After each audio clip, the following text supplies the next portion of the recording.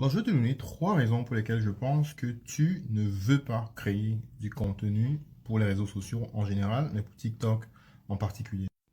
La première raison, c'est probablement que tu te dis que tu n'as pas d'idée pour lancer ton contenu. Donc, tu te dis, tu ne sais pas exactement sur quel sujet tu vas te placer. La réalité, c'est que tout le monde a un sujet sur lequel il est bon.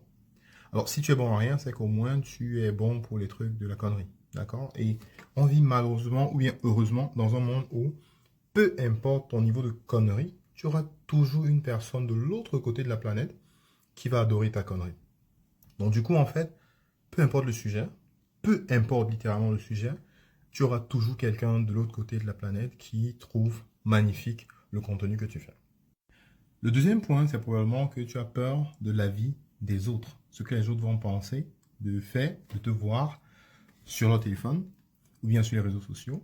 Eh bien, permets-moi de te dire que tu sois online ou offline, il y a toujours des gens qui parlent de toi. Il y en a qui vont toujours parler de toi en bien, il y en a toujours qui vont parler de toi en mal. Donc, que tu sois sur les réseaux sociaux, ça ne va pas changer grand-chose. Tu auras juste la possibilité, en tout cas, pour mon cas, j'ai eu la possibilité d'avoir beaucoup plus de personnes positives que j'aurais pas rencontrées autrement. Donc, le point sur le fait d'avoir peur de la vie des autres, c'est un point qui, en fait, tu gagnes plus que tu ne perds. Le troisième point, c'est probablement, comme plusieurs personnes me le disent souvent, c'est qu'ils ne savent pas comment s'y prendre.